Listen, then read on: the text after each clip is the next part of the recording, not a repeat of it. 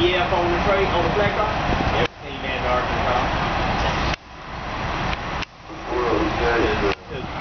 Because where I live, UP go through there.